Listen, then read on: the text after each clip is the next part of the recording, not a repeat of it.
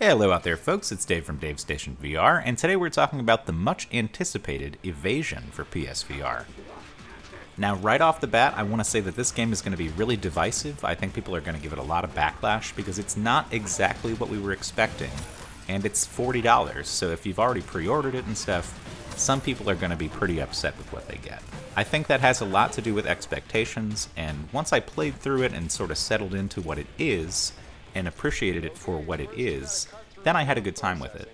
But if you're looking for a co-op campaign like a Farpoint Lite or something like that to play online with a friend, it's really not that. Think more of Galaga than Farpoint. Even though it looks exactly like Farpoint, the enemy doesn't have AI, they're not taking cover and moving around in a smart way.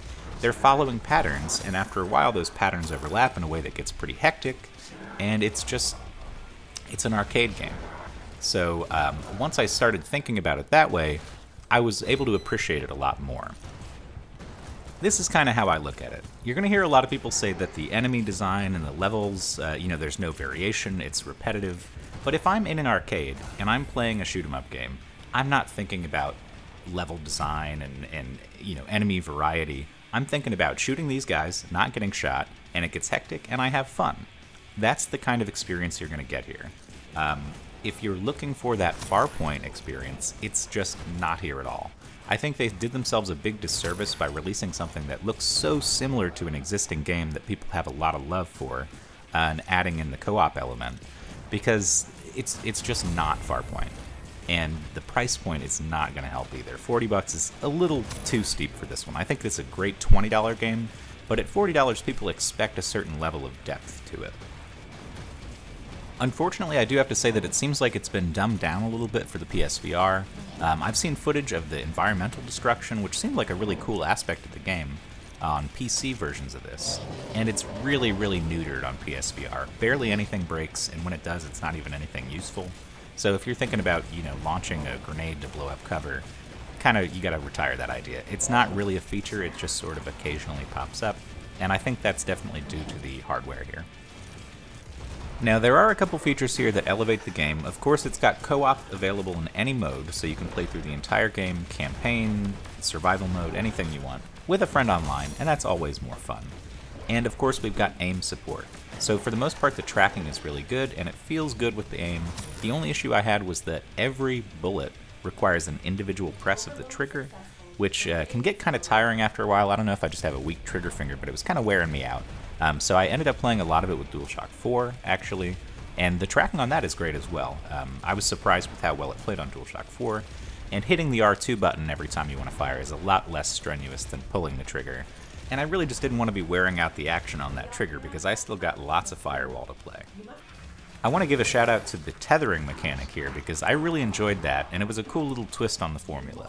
So basically you have this L2 that will sort of, if you've got a teammate, it will heal them and buff them during battle, and when enemies get to a low enough health, you can use that in various ways depending on your class. So you can either grab them and smash them into something, or you can, pull them closer and then make them explode, or drain health from them. There's different abilities for the tether based on which class you pick. And I thought that was really cool, really well implemented, and added a little bit of something. As far as the game length is concerned, there's 9 campaign stages to play through, and that'll probably clock you about 3 hours depending on how well you do. I've heard some people say that it's way too easy, and I've heard other people say that it's really hard. So, it's kind of down to your personal skill level, what kind of experience you're going to get. That said, there are no difficulty levels in the game, so it's pretty much just, it is what it is. If you're good at it, you're good at it. If not, you better get good, I guess. Overall, I think this is much more of a niche game than people expected it to be. A lot of people, I think, were looking for the next big first-person shooter, and it's really not that. It's something that will satisfy people who are into those old-school arcade shoot-'em-up experiences, but at the $40 price point, I can't see many people picking it up for that reason and being totally satisfied. So I would say, if you've already pre-ordered it, at least you got it for $32 instead of $40, and otherwise, you're probably going to wait for a deep sale on this one.